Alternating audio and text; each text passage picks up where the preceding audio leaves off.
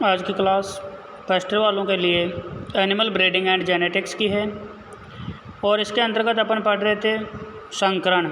आज अपन संकरण के प्रकारों के बारे में पिछली क्लास में पढ़ लिया था और आज पढ़ेंगे संकरण के लाभ और हानियों के बारे में कि जब भी पशुओं में संकरण करवाया जाता है तो उसके फलस्वरूप जो संतति पैदा होती है उस संतति में क्या लाभ होता है और क्या नुकसान होता है, किस किस प्रकार की बीमारियां संकरण के दौरान जनक से संतति में जाती है या किस प्रकार से नए जीन के संयोग प्राप्त होते हैं।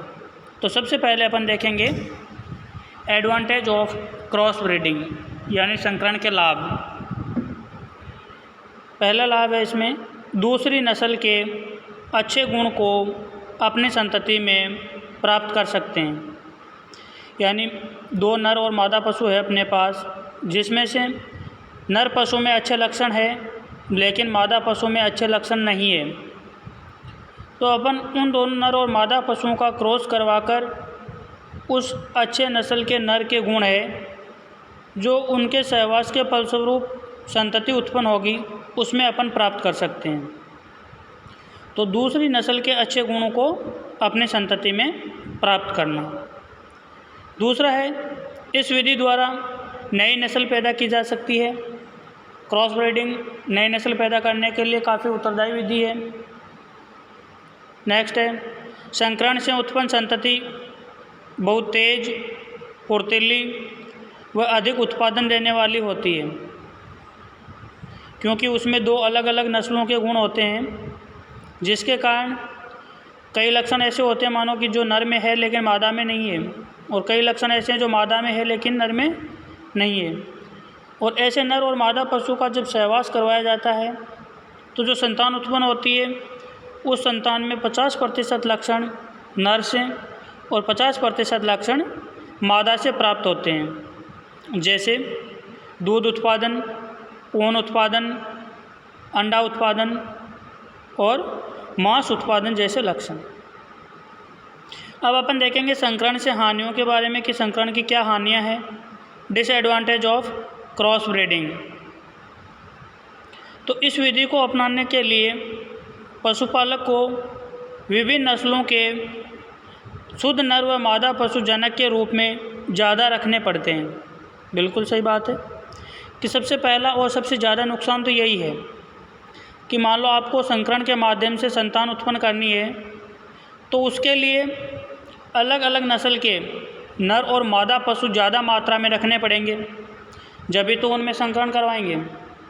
अगर मान लो कि अपने को संकरण नहीं करवाना है, प्रजनन नहीं करवाना है, तो किसी भी नस्ल के अपन कितने भी पशु रख सकते हैं। यानी एक नस्ल उन्नत नस्ल का नर है, उस नर को किसी भी मादा के साथ सहवास करवाकर अपन संतान प्राप्त कर सकते हैं। लेकिन क्रॉस ब्रीडिंग का मतलब होता है कि नर में जो अच्छे लक्षण हैं उनको मादा संतति या नर संतति में लाना, उनका उत्पादन बढ़ाना और नई नस्ल पैदा करना। इन सभी कार्यों के लिए तो क्या करना पड़ेगा, अच्छे नस्ल के नर और मादा दोनों पशु ही ज़्यादा रखने पड़ेंगे, जिनका उपयोग अपन जनक के रूप में कर सकते हैं। नेक्स्ट है कई बार संकरण से अनैच्छिक गुण वाले पशु पैदा हो जाते हैं जिनका कोई महत्व नहीं होता। अपन ये सोच के संकरण करवाते हैं कि अपनी जो मादा बच्चियाँ होगी या नर बच्चियाँ होगी, यानी सहवास के फलस्वरूप जो संतान पैदा होगी उसमें अच्छे गुण आएंगे, लेकिन कई बार अच्छे गुणों के स्थान पे बुरे गुण भी आ जाते हैं जिनका कोई महत्व नहीं होता है। उन गुणों के लिए अपन संकरण नहीं करवा रहे हैं, लेकिन फिर भी ऐसे लक्षण या ऐसे गुण हैं जो कई बार संतति में आ जाते हैं, ये भी एक नुकसान है। यह प्रजनन की महंगी विधि है, क्योंकि इस विधि में शुद्ध नस्ल के ज़्यादा पशु रखने पड़ते हैं। ये पहले भी बताया था।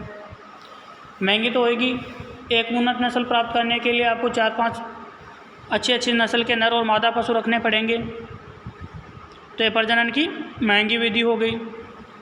पशु का फैट प्रतिशत कम हो जाता है। जब लगातार आप क्रॉस ब्रीडिंग करवाते हो तो उसमें जो दूध होता है, दूध का जो फैट % है वो धीरे धीरे कम होने लगता है। पशु में शुद्ध लक्षण कम हो जाते हैं। मान लो कि अच्छी नस्ल का पशु है और फिर भी उसमें अपन क्रॉस करवाते हैं, तो उस नर पशु का या मादा पशु का जिसके साथ अपन क्रॉस करवाते हैं वो उन्नत नस्ल का है या नहीं है, इसका पता वंशावली चयन या पेडिग्री व्यक्तिगत चयन के आधार पर किया जाता है। और जब व्यक्तिगत आधार पर इनका चयन किया जाता है तो कोई ज़रूरी नहीं है कि 100% अच्छे गुणों वाले पशु का ही चयन हो।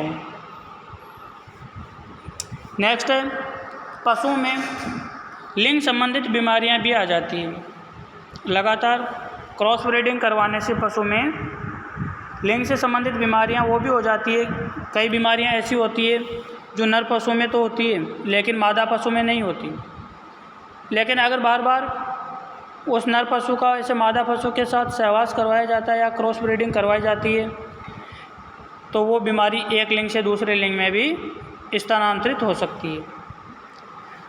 अब अपन नेक्स्ट क्लास के अंतर्गत पढ़ेंगे ग्रेडिंग अप के बारे में, जिसे क्रमोन्नति कहते हैं, और इसके बाद बचेगा आपका हाइब्रिडाइजेशन। ये 2 टॉपिक होने के पश्चात ये जो ब्रीडिंग सिस्टम का चैप्टर है वो समाप्त हो जाएगा। तो आज के लिए इतना ही।